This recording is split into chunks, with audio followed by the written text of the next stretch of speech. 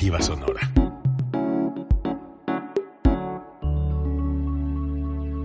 Código Libre.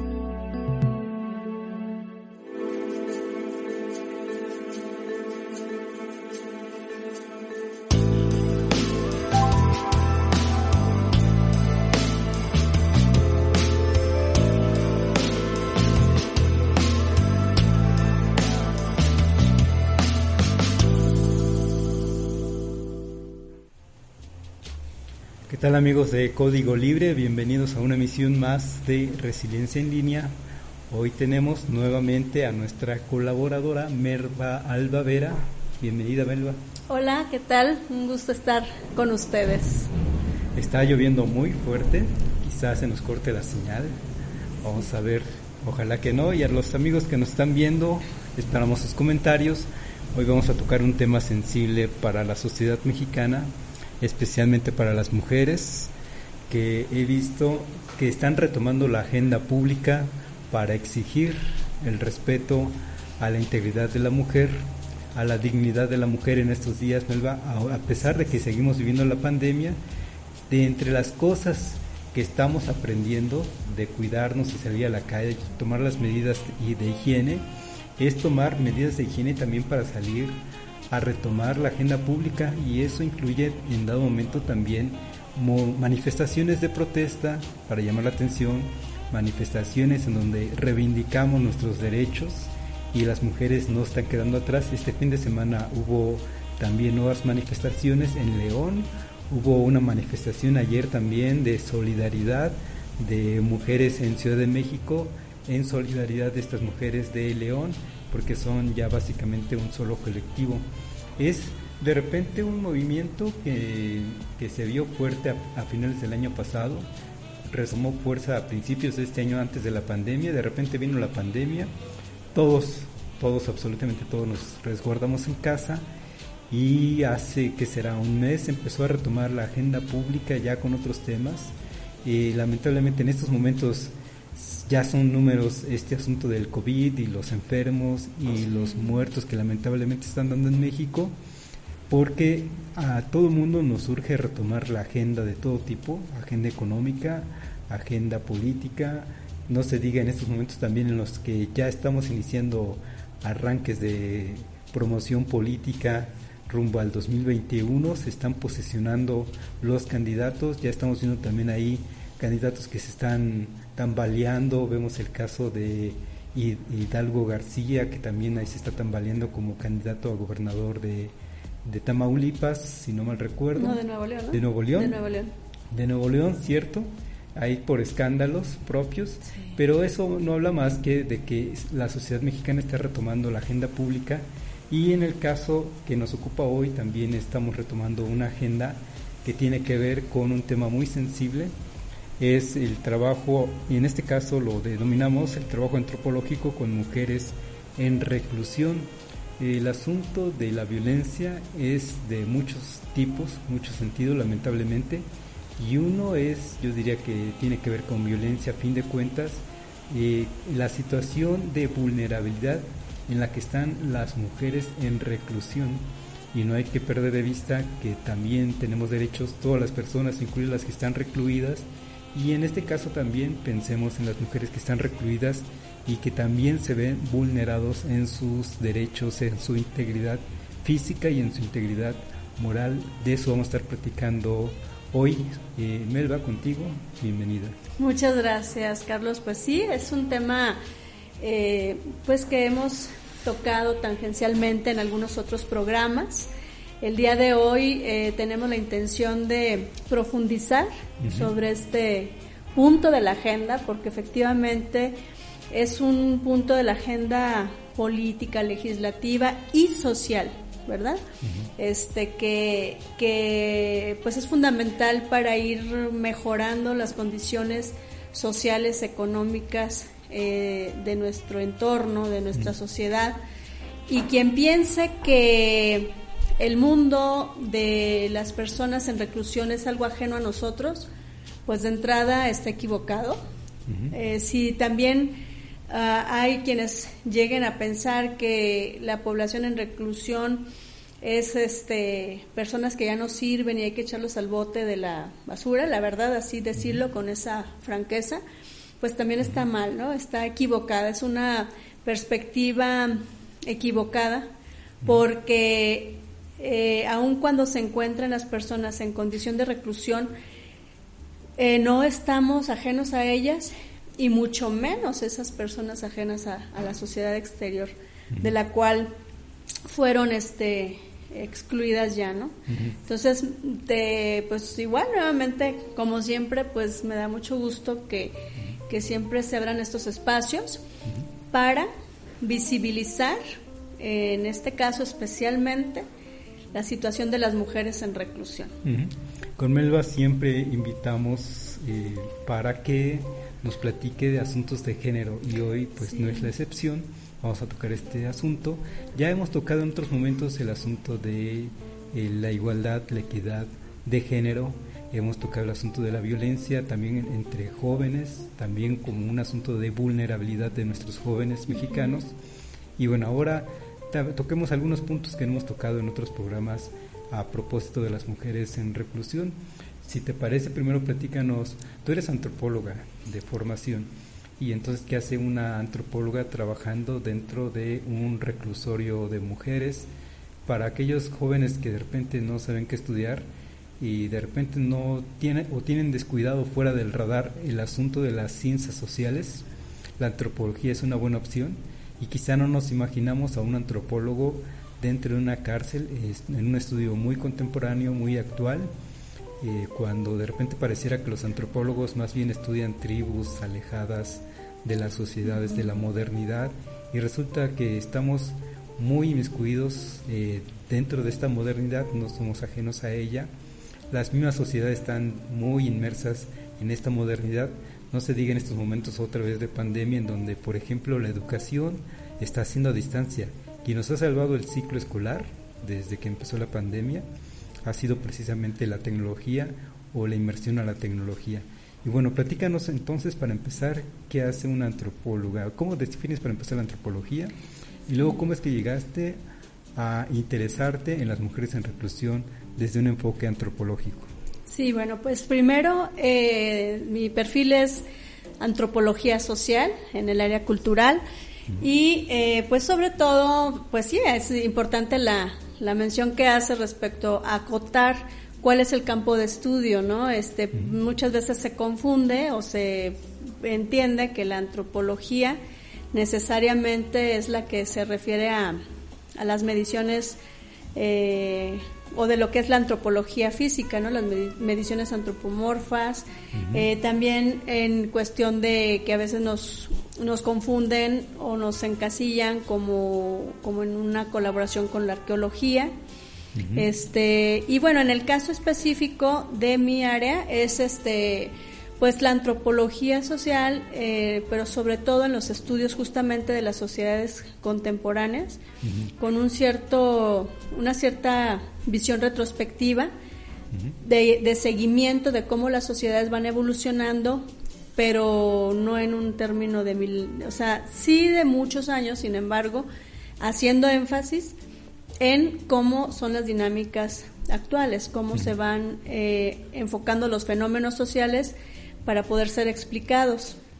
Entonces, y en cuanto a social y cultural, pues sobre todo se pone el énfasis en cómo la carga de valores, las pautas de comportamiento, todo lo que es en el contexto de la colectividad o de la sociedad, influyen en el individuo, y cómo el individuo influye en la sociedad, ¿no? En esta bidireccionalidad que tiene.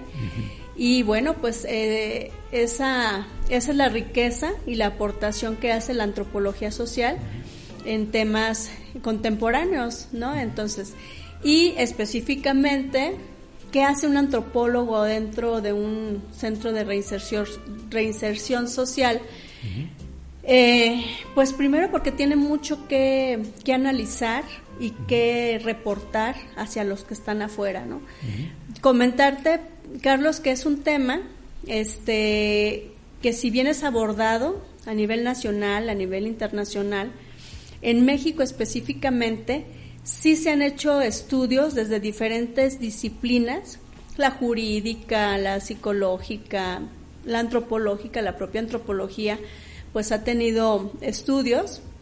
Sin embargo, como que se queda corto en el tema que nosotros trabajamos, que es el tema de la familia. Entonces, pues es observar, es analizar el fenómeno de la violencia, es observarla desde la perspectiva de género y entonces identificar qué es como sociedad lo que nosotros también tenemos como cierta responsabilidad de lo que existe en los centros de reinserción social. Entonces sí es un tema, aquí en Michoacán tengo el orgullo de compartirles que en Michoacán pues fuimos, puedo decirlo así, realmente pioneros en el colegio de Michoacán, en el Colmich, donde me abrieron la posibilidad de desarrollar este tema de investigación en el área de geografía humana y se abrieron esas puertas para desarrollar el proyecto y pues es algo muy importante porque es un trabajo bastante incómodo. No es lo mismo ir a estudiar tribus, vamos a decirlo así, contemporáneos o grupos de sectores juveniles, de bandas, de grupos sociales de afuera, ¿no? Que también tienen su complejidad y su mérito, no lo quito, pero entrar a escudriñar, a revisar lo que hay al fondo de un espacio que a la distancia vemos con una barda muy alta, con un perímetro muy grande, con un panóptico, con un imaginario de lo que puede estar ocurriendo adentro, quién está adentro, qué vive, pues es algo que tiene de verdad ya implica de entrada una barrera que hay que romper para poder observar. La antropología, entonces, por lo que veo, primero pone el acento en el hombre, en las personas, y ahí se va desmenuzando la problemática que nos interesa. En este caso te interesaron las mujeres en reclusión, te interesan esos comportamientos sociales que se dan dentro de un reclusorio, pero no solo dentro, ahorita nos vas a platicar también cómo es que las mujeres están dentro, pero se espera, o lo que es lo interesante de lo que vienes haciendo es esa vinculación con la sociedad, y en esa sociedad está la vinculación con la familia. Así es. Y las vinculaciones sociales que se pueden dar, que tú nos vas a estar platicando en estos momentos. Y también antes de seguir con esto, también en estas tareas de antropología, del quehacer del antropólogo, tengo entendido que hacen, entre otras metodologías para hacer estos estudios, algo que le dicen observación participante. No solo llegan y entrevistan y se van, sino que tratan de involucrarse. Y yo, entre esas cosas de trabajo que te conocí, fue no solo entonces hiciste la entrevista con estas personas, sino que te involucraste como tomaste algunos de los productos que ellas elaboran. Por ejemplo, recuerdo que eran muñecas de trapo, y les ayudabas a venderlas en diferentes espacios que se brindaban precisamente para ello. Eran muñecas, eran carpetas tejidas también por ellas, creo que adornos, almohadas, cojines. Y entonces lo que veo es que te involucraste como investigadora y luego se hace una labor social de apoyarles. Sí, sobre todo porque al menos en mi alma mater, que es la UAM, nos han enseñado que siempre hay que regresarle algo a la comunidad que te ha brindado la posibilidad de estudiarle, ¿no? Que la UAM es la Universidad Autónoma Metropolitana. Así es, la UAM. Con diferentes sedes en Ciudad de México. Sí. ¿Tiene otras sedes la UAM? Sí. ¿Fuera de la Ciudad de México? No, todas están en la Ciudad de México. Yo estuve orgullosamente en la Universidad Autónoma Metropolitana, Unidad Iztapalapa. Sí, entonces, sí, efectivamente, me gustaría platicarles a quienes nos están viendo cómo fue la experiencia, primero para tomar una decisión, primero generar la idea, ¿no? Luego definir el proyecto y cómo se fue dando todo el proceso para trabajar muy profundamente con este tema. Primero, pues a mí me ha gustado mucho trabajar los temas de, pues primero de violencia, luego de violencia y paz, y después también, por supuesto, o más bien siempre, desde una perspectiva de género. ¿Sí? ¿Por qué la perspectiva de género? Pues porque efectivamente, aun cuando se trata del mismo tema, no podemos meter todos en la misma bandeja, ¿no? Sino que debemos diferenciar rasgos y características específicas que nos marcan ciertas diferencias en el fenómeno que se trate. Entonces, bueno, pues es parte de eso. ¿Por qué mujeres en la cárcel, mujeres en reclusión? En un primer momento a mí me llama, o sea, yo traía la intención de tener algo que ver, tener algo que hacer en un centro de reinserción. Yo decía, bueno, ¿qué pasa con las mujeres que están ahí? Mi primer pensamiento fue tratar con aquellas mujeres que iban y levantaban una denuncia por violencia familiar y saber qué pasaba, ¿no? O sea, darle seguimiento, que ya lo hemos comentado, o sea, a veces el empoderamiento de una mujer al reconocer que no debe permitir que sea violentada, le ayuda a ir a demandar o a presentar una denuncia, pero que se nos queda corta, ¿eh? Que lo platicábamos en otro programa, que el empoderamiento no nos alcanza y además, sobre todo la respuesta de las instituciones no nos ayudan a que esa decisión de no quedarnos como estamos, pues siga progresando, ¿verdad? Entonces nos queda corto. A mí me llamaba la atención eso, y yo decía, bueno, ¿qué pasa con las mujeres que van a levantar una denuncia? Y me metí, hice ciertas preguntas, me metí a ciertos espacios donde me podrían dar información, me llevé sorpresas, y bueno, así quedó. Pero, como una denuncia para empezar en general. Sí, como una denuncia por violencia de género. Entrevisté a un médico de estos, ¿cómo se llaman? Legistas, se llama, el que revisa cuando llega una mujer golpeada,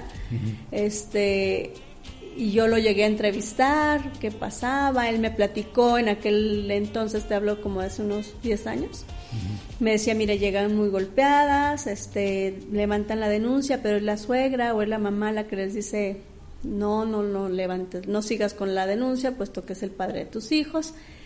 Y entonces él me platicaba en qué punto las mujeres que se animaban terminaban regresándose, retrocediendo pues de la situación. Entonces, que muy pocos casos de esposos o de parejas denunciadas realmente alcanzaban una sentencia, incluso voy a decirlo. Entonces, pues bueno, ahí quedó. Después yo seguía pensando en la cárcel. Yo decía, ¿qué hay ahí? O sea, entonces dije, ¿qué pasa con las mujeres que no son las que presentan las denuncias, sino las que son denunciadas y que son procesadas y que son sentenciadas? ¿No? Entonces, ya de ahí fue la situación. Igual conversando con amigos, eso te ayuda pues a ir pues, ideas y todo, y dije, la familia, ¿no? ¿Qué hace la familia con estas personas, ¿no? Entonces decíamos que hay una tendencia a comentar que las mujeres son más abandonadas que los hombres, pero la percepción, tú sabes, que no es suficiente para llegar a una afirmación. Entonces dije, bueno, pues voy a meterme en eso. Tuve mucha fortuna porque entonces pedí el apoyo en el Colmich, me la dieron para poder entrar al Cerezo, y en el Cerezo también hubo personas que vieron bien el objetivo y me metí. Y el primer resultado se presentó en un coloquio en la Ciudad de México, justamente en la UAM. Realmente yo el primer momento dije, bueno, pues saco el tema nomás para participar en ese coloquio, porque a mí me gustaba mucho ese coloquio. Dije, lo preparo, y ya con eso me quitó el gusanito, ¿no? Oye, la primera vez que entraste, ¿cómo te sentiste? ¿No te sentiste agraviada por alguna situación? ¿No te vieron raro las mismas reclusas, el personal? Mira, primero, ahora sí que empezamos de afuera hacia adentro. Sí, empezamos a entrevistar a las familias, a los familiares que iban de visita. Y entonces ahí preguntábamos, ¿no? ¿A quién viene a ver? ¿Al hombre o a la mujer? Ya nos decían, empezamos de afuera hacia adentro. Ahí, ¿por qué? Porque aun cuando teníamos ciertos puntos a favor para entrar, no era tan sencillo. Había muchas restricciones, no sabes, nos costó mucho trabajo poder llegar. Entonces empezamos pidiendo permiso, pues déjenos entrevistar a la gente de aquí de afuera. Sí, perfecto. Y ahí empezamos a tener los primeros datos, que efectivamente la familia de los hombres en reclusión justificaban a su pariente, y en el caso de las mujeres pues no encontramos a nadie que las fuera a visitar. Debo decir que el trabajo se hizo en el Cerezo de la Piedad, y es un mixto. Y por eso ese contacto de entre familia con reclusos hombres y familia con reclusos mujeres. Así es. Entonces, ya, ese fue el primero, entrevistar que nos dieran permiso de entrevistar a los visitantes. El siguiente paso fue conseguir permiso para entrevistar a las mujeres en barandillas se le llama, o barandillas, pues donde están nada más, está la rejilla. Y con un custodio atrás de ellas. Entonces también así como que pues les podíamos hacer preguntas muy importantes, pero ellas no tenían la libertad de respondernos, puesto que estaban custodiadas. Entonces pues tampoco sí nos servía, pero pues no decían todo lo que había realmente. Y nuestro tercer momento... Porque seguramente tampoco entendían qué hacía Imelva preguntándoles esas cosas, y seguramente se preguntan si eso no les va a afectar. Sí, mucho miedo, muchísimo miedo. No voy a ser esta del Ministerio Público que me quiere afectar, en fin. Pero fíjate que con las mujeres que platicamos, que trabajamos, eran sentenciadas ya. Todas ya eran sentenciadas. Eran 13 mujeres. Te estoy hablando del año 2011, 2012. Y a lo que te iba a comentar ahorita es que el primer momento fue para sacar una ponencia para presentarla en un coloquio. Pues esa ponencia nos llevó un trabajo de 4 años, ¿no? 4 años. Nos llevó 4 años. Porque como se ve, puedes entrar, digamos, que fuera lo más fácil entrar, pero que te respondan. Así es. Algo sustancial va a ser difícil por la confianza que hay que ganarse. Muchísima, primero de las autoridades. Nosotros cada vez que nos pedían oficios de parte del Colmich, pues los llevábamos y con total identificación. Hubo autoridades, como tú sabes, van cambiando las autoridades. Hubo unas que sí sobre todo al principio, se negaban, ¿no? O sea, nos daban permiso, pero nomás poquito, porque incluso ellos mismos como que no se sentían seguros. Finalmente aprendimos a hacer las gestiones y entonces ya conseguimos incluso que yo pudiera entrar hasta el área femenil.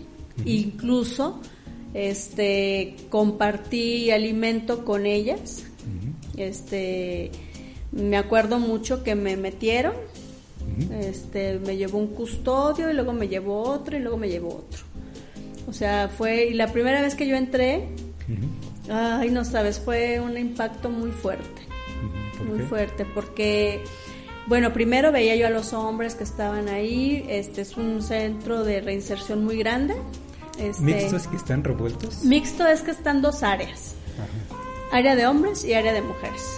Entonces, como yo iba al área de mujeres, en aquel momento el área de mujeres estaba muy hacia el fondo de todo el terreno. Entonces tuve que atravesar pues medio campo, ¿no? Todo el tiempo pues custodiada, y bueno, pues entonces empiezas a ver que tienen cancha de fútbol, tienen una placita con de convivencia para las visitas de la familia, huertos, tienen, la verdad, el Cerezo de la Piedad, pues al menos en el tiempo que a mí me tocó estar entrando, en términos de infraestructura, pues estaba muy bien, muy amplio. Conocí el centro también, el de Zaguayo, y ese nada que ver, es otra cosa. Entonces, cuando me autorizan por primera vez, nomás que no me dejaban llevar grabadora, no me dejaron llevar cámara, no me dejaron llevar nada más que mi cuaderno y mi lapicero, pero me dejaron entrar al área de mujeres, y pues si te impresiona, a mí me impresionó mucho. Sentía yo mucho, pues, no sé, mucho escalofrío, no me imaginaba yo estar ahí, me daba miedo, que qué tal que no podía salir después, ¿no?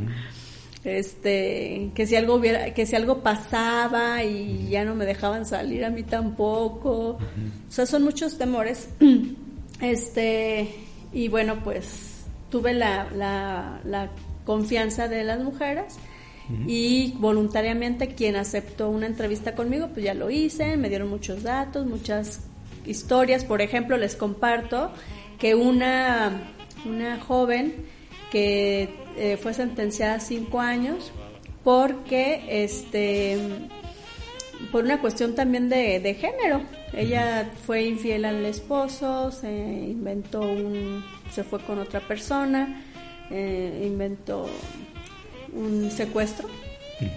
Y bueno, pues la castigaron. ¿Autosecuestro? A un autosecuestro. Ajá. Y le dieron una sentencia de 5 años. La familia de aquí la abandonó, es más, la negaba porque les daba pena. Y totalmente, en todo su tiempo. ¿Ese delito está tipificado, el autosecuestro? Sí, y le dieron 5 años.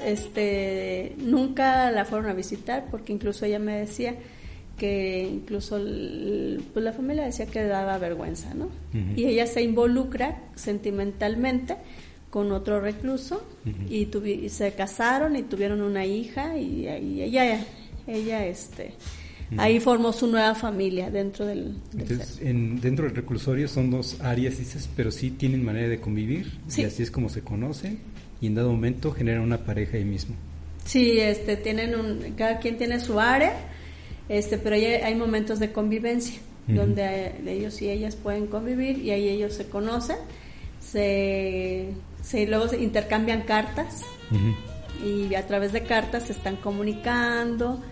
Sobre todo las mujeres que son abandonadas por la familia tienden a vincularse sentimentalmente con ellos.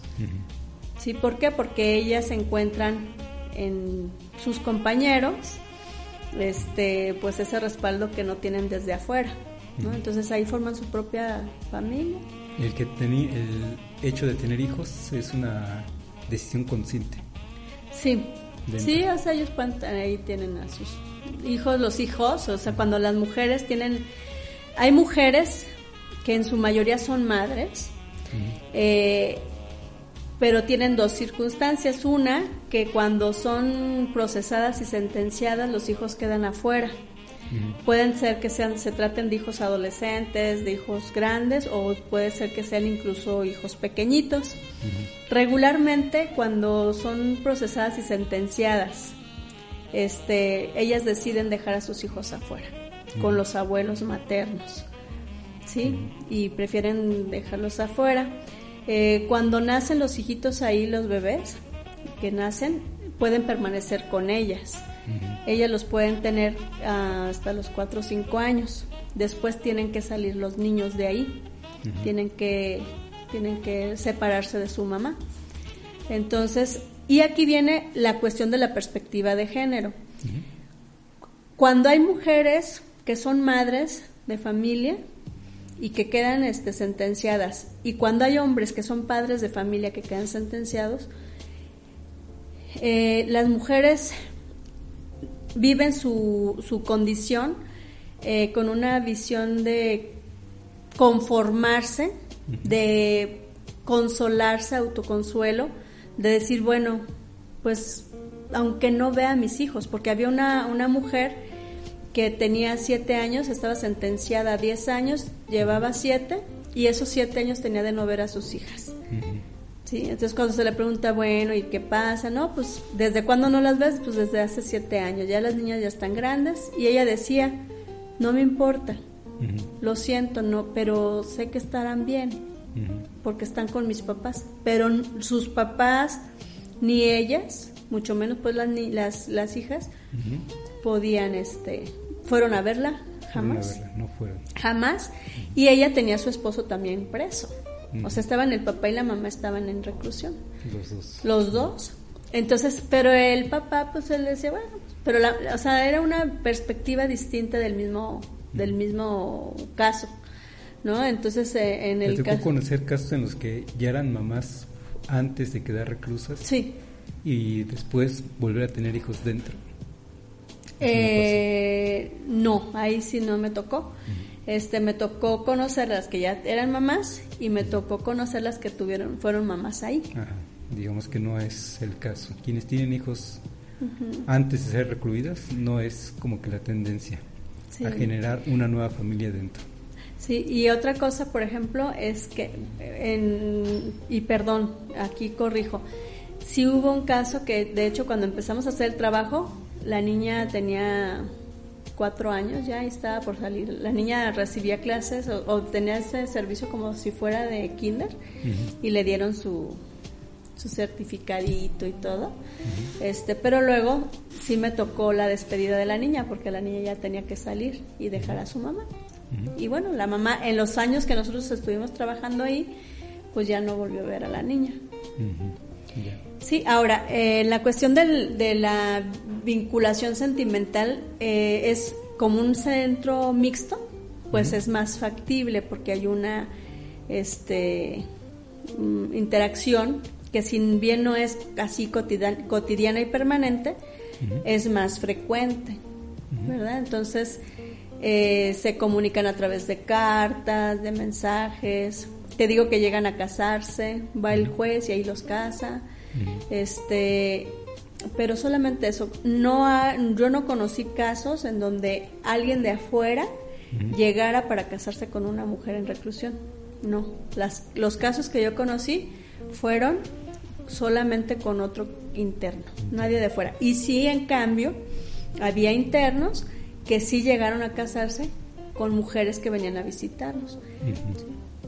¿No había una coacción al respecto de parte del hombre, del varón, con la chica que venía a visitarlo? ¿Nunca hubo esa intención? Sí, pues mira, ahí la verdad sí, hubo, por el trabajo que se hizo, sí de repente, pero no, fíjate, o sea, ¿en qué sentido? No es así como tal una coacción y decir, no sé, se maneja y ahí es una parte del trabajo. O sea, acá en el caso de los hombres, la familia no los deja, la novia no los deja, es más, la amante no los deja, ¿no? Es más, va la esposa y va la amante y ahí hasta se encuentran. O sea, oye, pues, ¿quién eres tú? Pues la otra. O sea, la verdad, en el caso de las mujeres, de las 13 que estuvimos conociendo, solamente una tenía un caso en donde jamás la dejaron de ir a visitar. Los 2 días de visita a la semana, siempre tuvo quien, y ella fue la que más rápido salió de la prisión, la que menos sufrió adentro en el sentido económico, en el sentido de tener lo necesario. ¿Por qué? Porque la familia la acompañaba. En el resto, pues la verdad, vulnerabilidad, o sea, ¿por qué salió más pronto la que tenía la visita familiar? Pues porque la familia estaba al pendiente, le metió abogado, buscaron la manera de que la sentencia se redujera, hicieron todos los trámites necesarios, en fin. En el caso de las otras, pues incluso hasta pues expedientes perdidos, su defensoría de oficio no le ponía toda la atención. En esos casos algunas mujeres venían de traslado de Morelia para acá, de Mil Cumbres, entonces hubo casos, y se debe decir y hablar con la verdad, ¿no? O sea, yo no vengo a decir que todo es bello y hermoso, porque no es cierto. O sea, sabemos que las prisiones son un centro de vida bastante peligroso.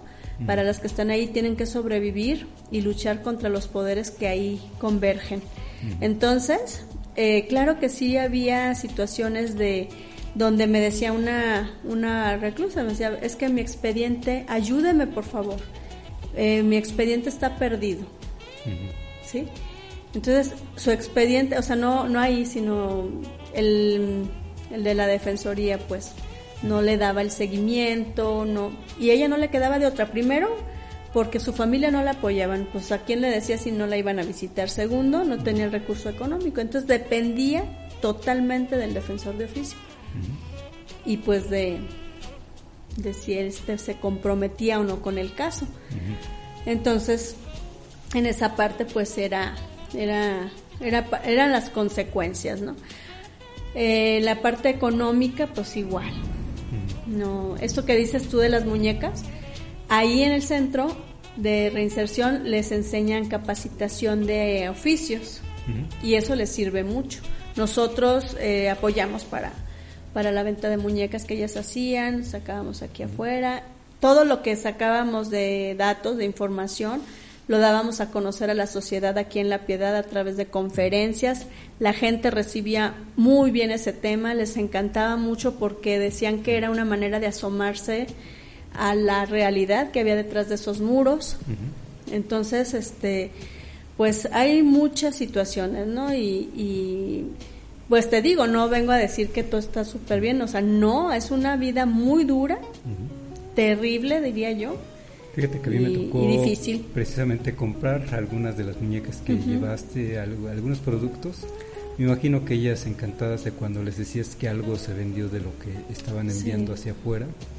Una manera muy solidaria de ayudarlas, de apoyarlas, no solo era recibir el beneficio como antropóloga de la información que te dieron, sino de veras involucrarte con el fenómeno social y en este caso con la problemática de ellas.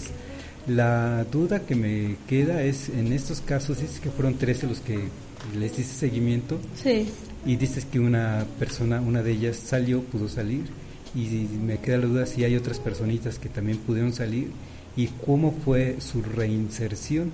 Antes de que respondas, déjame leer unos comentarios que nos hace Edith Barragán, también muy amiga nuestra. Dice, muchas felicidades por el tema, que es muy importante, nos manda saludos, gracias Edith, como siempre.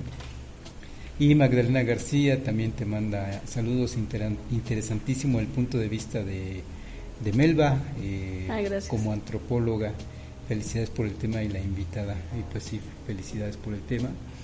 Es una persona sensible a este asunto, en solidaridad con tu género, y sí me queda la duda de si hubo entonces reinserción de parte de esas personitas, o cómo ha sido el fenómeno de reinserción. Sí, fíjate que lo bonito de esta experiencia de años fue justamente ver cuando una mujer de ella salió, sobre todo la que aprendió lo de las muñecas y le enseñó a las demás. O sea, tenían capacitación, creo que era del ICATMI, que iban a capacitarlas. Ella desarrolló la habilidad de hacer muñecas hermosas. Entonces nos tocó el momento en que ella cumple su sentencia y sale. Le dimos seguimiento. Recuerdo que en alguna ocasión, ella recién que salió, nosotros la apoyamos porque no tenía su familia. Es que justamente, ¿qué pasa cuando sales y tu familia pues nunca te fue a ver, ¿no? Ella sí pudo contactar a sus hijos, pero recuerdo mucho que ella tenía un sentimiento de miedo. Ella veía retenes, o sea, policías así, ella se ponía muy nerviosa. Y yo le decía, bueno, pero ¿qué te da miedo? O sea, ¿qué es lo que te da miedo? No quiero que me regresen, no quiero que... Ella sentía que todavía, que si a ella la encontraban le iban a regresar como si todavía siguiera debiendo, ¿no? Pues con justa razón por el estigma que de repente se nos genera. Así es, y esa es otra cosa, que se encuentran muchas barreras.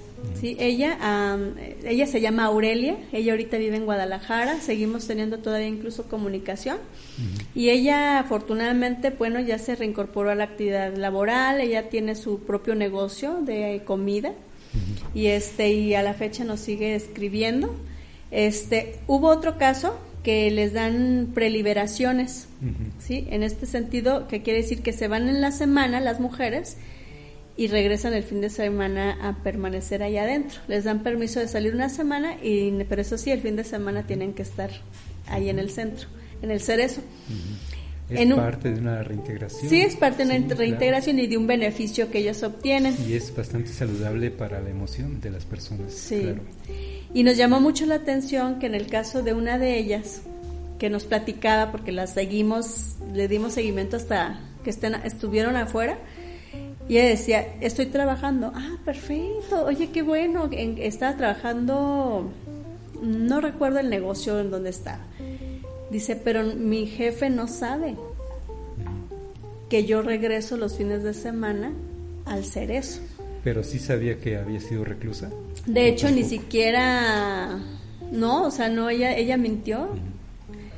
Ella mintió porque ella sabía que si decía, y peor que dijera que seguía, pero con un beneficio, sí le dieron su trabajo, pero es un trabajo obviamente bastante informal, pero que le daba cierto ingreso. ¿Y qué delito era? ¿Se puede saber? Ella, en ese, no recuerdo ahorita el caso específico, que ya tiene varios años, pero bueno, el asunto que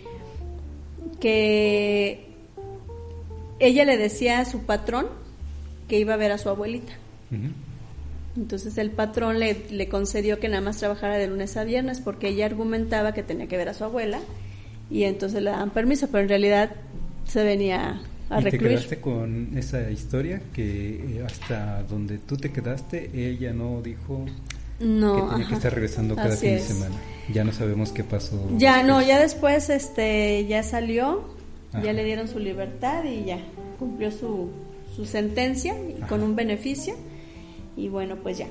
Y mira, Carlos, antes de seguir avanzando, me gustaría compartirles algo también que a mí me gustó, que me llamó mucho la atención y a mí me movió mucho emocionalmente. Me tocó, obviamente con todos los permisos, consultar algunos expedientes.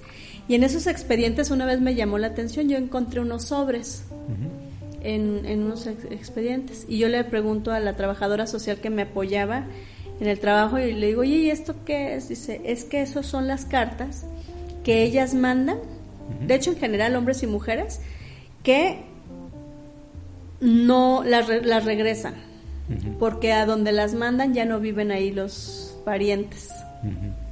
¿Sí? Entonces, esas cartas pues están de regreso y pues quedan guardadas en el expediente. Es decir, que nunca las leyó la persona a la que fue dedicada. ¿Pero lo sabe la reclusa? Sí, lo sabe, pero se le quedan. Entonces, dice aquí,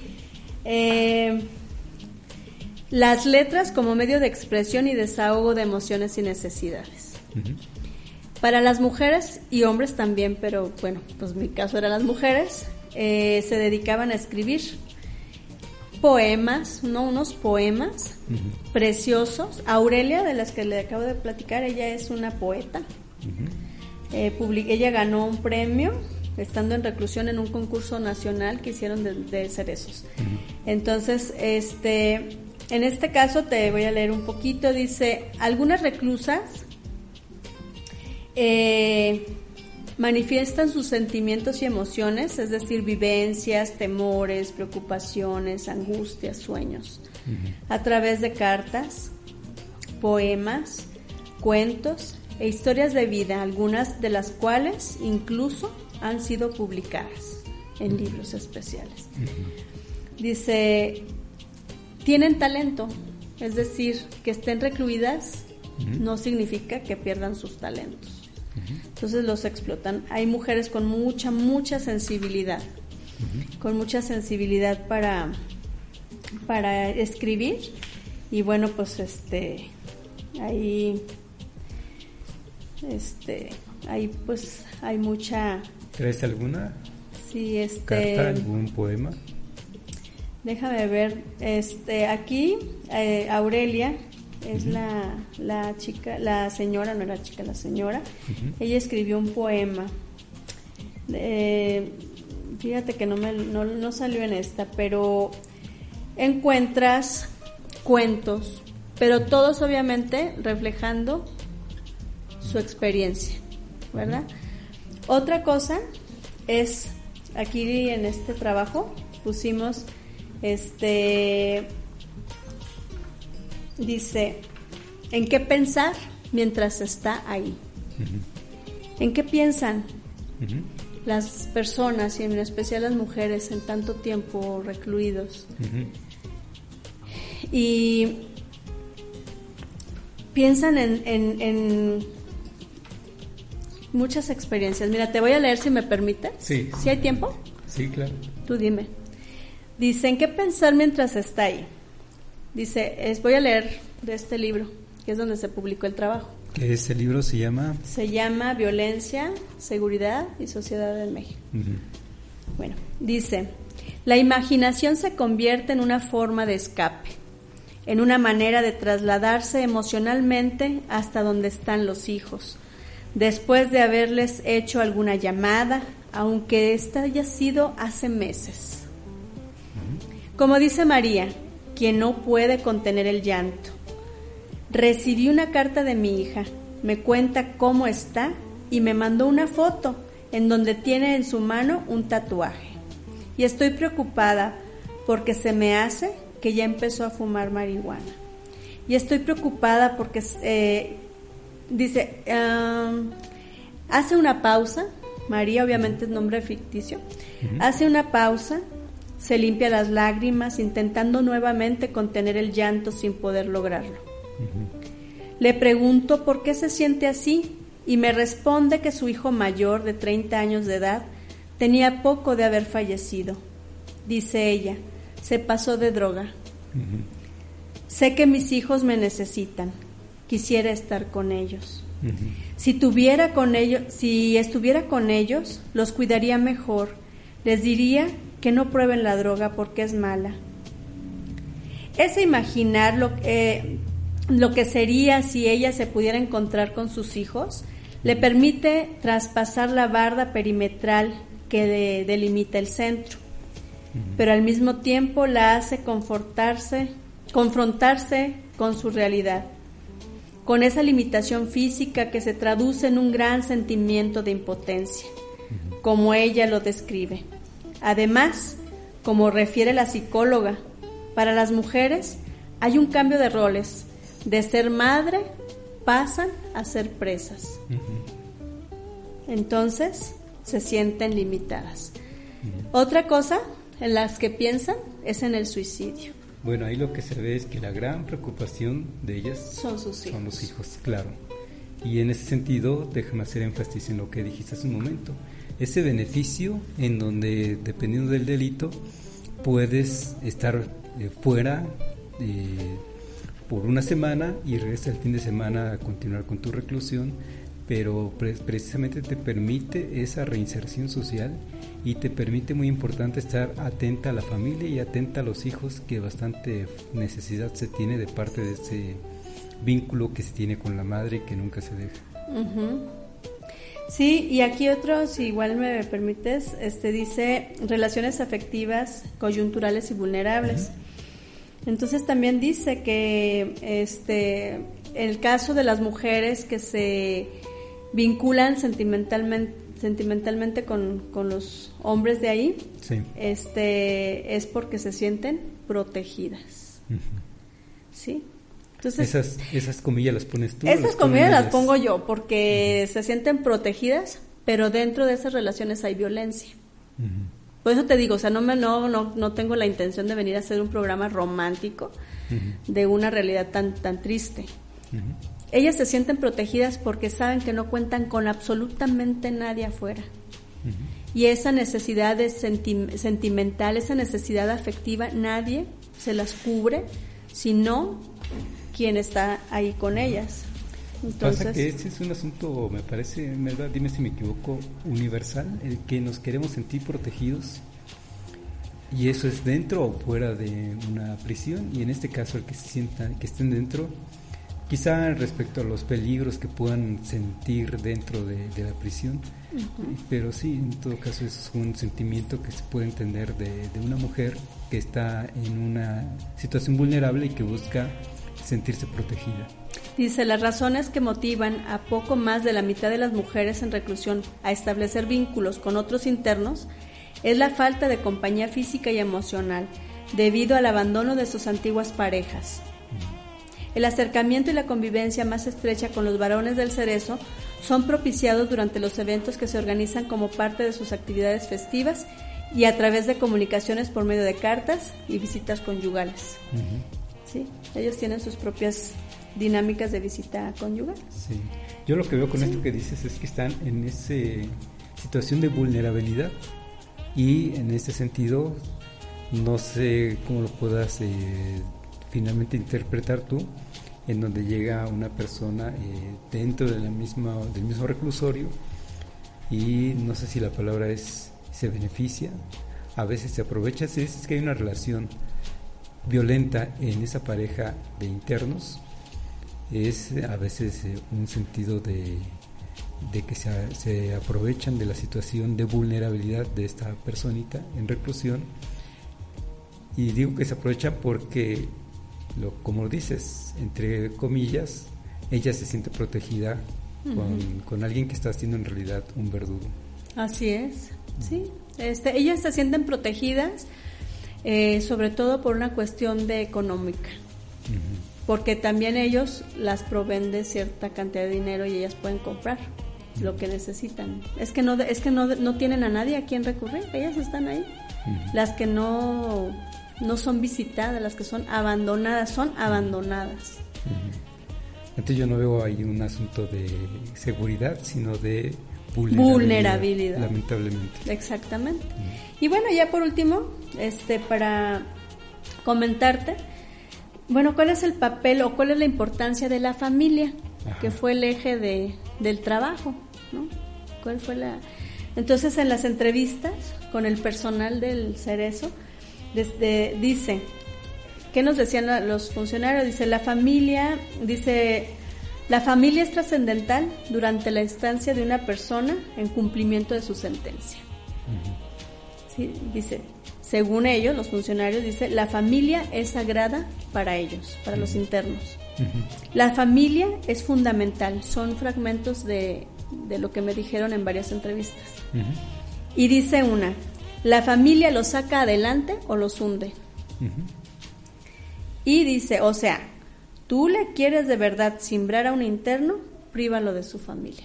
Uno de los del reglamento, pues que sean castigos o no sé cómo llamarle, ¿cómo se le puede llamar? Por no decir castigo. Reprimenda. Sí, es justamente que cuando cometen una falta le suspendían las visitas familiares. Y era de las cosas que más les dolía. Claro. Y incluso entrevistados decían, es que lo único que me sostiene es saber que mi familia va a venir. Y pues las que ya no reciben familia, pues ya no Melba, nos quedan 5 minutos, unas últimas reflexiones que hayas recapitulado de toda esa experiencia con las mujeres en reclusión. Yo una que sí me gustaría destacar es, con esto que estás platicando el día de hoy, bueno, ¿por qué no ser más sensibles a la opción de la amnistía que se pueda pensar para personas que cometen delitos menores, no muy graves, que no impliquen un asesinato? ¿Por qué no pensar en fortalecer este programa que comentas, en donde varios días están fuera de cárcel, aunque fines de semana regresen? ¿Y por qué no pensar en esta opción también de la prisión domiciliaria, que de repente también criticamos, ahora que salió la señora Elba Ester Gordillo para continuar con su prisión, pero en domicilio? Es que si pensamos en reintegración social, no hay otra manera más que sacarlos precisamente de ese ambiente que es bastante sombrío, oscuro, bastante deprimente, para que toquen al menos un piecito, ya sea en casa, y estar en casa es estar precisamente con ese contacto con la familia, sentirse reconfortados en ese sentido, y además económicamente al Estado le cuesta menos. Así es. Mira, reflexiones o más bien elementos importantes, uno que no he mencionado y que es muy importante.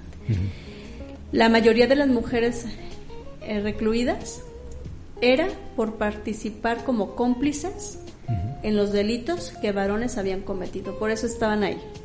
O sea, no hubo sino 2 o 3 casos solamente, pero de fuera de ellos, donde la mujer que estaba ya sentenciada fue por encubrimiento de un delito de que cometió un varón. Esa es una constante a nivel nacional incluso. El porcentaje de mujeres, el promedio de mujeres en la prisión de la Piedad sí está en concordancia con el nivel nacional. Segundo, también es coincidente que el caso de las mujeres que fueron sentenciadas fue por delitos en los cuales fue copartícipe con varones. Es decir, la verdad fue por ayudar a sus parejas sentimentales o a sus hijos. Incluso hubo quienes por salvar al hijo prefirieron inculparse o cosas así por los hijos. Entonces las mujeres en ese rol de protectoras, ellas también, pues pasa. Otra reflexión es, y te lo digo por experiencia y lo comparto, haber hecho el trabajo ahí a mí me hizo darme cuenta de lo vulnerable que soy y de lo vulnerable que somos todos a que en algún momento pudiéramos incluso pisar una prisión. Claro, es un asunto de vulnerabilidad. Sí. Una cosa puede ser un accidente, que por accidente, pum, ya estás en la cárcel, pero otra cosa, y yo voy a insistir en ello, el estado de vulnerabilidad entonces en el que vivimos socialmente, porque lo que platicaste hace un momento, de que por ser cómplice de sus hijos, de su pareja, es porque están en un momento de vulnerabilidad. Y la verdad es que a quien le toca también atender esta parte y bajar el nivel de vulnerabilidad en la que están los mexicanos y en el que están las mujeres al Estado mexicano. Y no pensar, como de repente se puede pensar de manera sencilla, que el delincuente es delincuente porque es una mala persona. Muchos de ellos, y como dices aquí en el caso que nos traes, de repente se califican ya como delincuentes porque están en una situación de vulnerabilidad que pudo haber sido evitada de alguna manera. Sí, Carlos, y es cierto lo que comentas. La otra es la de el sistema de impartición de justicia. La verdad es que se requiere de mucho compromiso de todos los que forman parte de ese sistema para hacer realmente la justicia. ¿Por qué? Porque la variable de pobreza o de rezago social o pobreza también es determinante para que, aparte de súmale que es pobre y además que la abandona la familia, pues las posibilidades de salir, como tendría su derecho de hacerlo, no accede a esas posibilidades. Esa es otra, y tiene que ver con el sistema de impartición de justicia también. Claro. Y y antes de terminar, no me sentiría yo completa y contenta si no les comparto que después de este trabajo entramos ya terminamos el tema. Yo me quedé con muchísimo material, entrevistas, datos cuantitativos. Fue una investigación cuantitativa, pero pues ahí están. Algún día pudiéramos trabajarlos, pero después de que reconocimos ya hasta aquí, vamos a entrar a otra cosa, y ahí se vinieron proyectos como el de donación de libros. Se armó la biblioteca, se contribuyó a enriquecer el acervo en la biblioteca en general, pero sobre todo en el área de mujeres. Ahí tuvimos, y quiero hacerle justicia a Edith Barragán, porque ella nos apoyó mucho en los talleres de lectura que hicimos con ellas. También ella promovió mucho la donación de libros. Pues es mi deber moral y ético mencionar a Marta Chávez, que por supuesto con ella hice trabajo en conjunto. Y bueno, pues después del trabajo de investigación y de todo lo escalofriante que pudiera resultar, se hicieron cosas para llevar a las mujeres. Llevamos ciclos de cine, y pues sí, en este sentido las autoridades, específicamente Lupita Toledo, licenciado Gottfried, muchos contribuyeron. Y muy importante, Melba, la visibilidad que le dan al problema, porque de repente sobre no todo se ve eso. este asunto. Sí hay violencia en México, hay violencia hacia las mujeres, y luego no se ve este tipo de violencia o este tipo de vulnerabilidad. Y la en el que estigmatización, ¿no? Sí. Tremenda. Pues Melba, gracias por haber estado con nosotros tocando este tema muy sensible. No se diga en estos momentos en el que estamos buscando que haya un cambio de visión de un país que ha sido casi absolutamente machista en su identidad. Necesitamos cambiar ese rol social y pues gracias por haber estado con nosotros. Te vemos en la próxima. Muchas gracias a todos, a todo el equipo de Código Libre. Gracias y Resiliencia en Línea. Gracias. Gracias a todos los amigos de Código Libre que nos acompañaron aquí en Resiliencia en Línea. Como siempre, gracias a Gerardo, a Felipe, a Jaime allá en cabina y nos vemos la próxima. Hasta luego.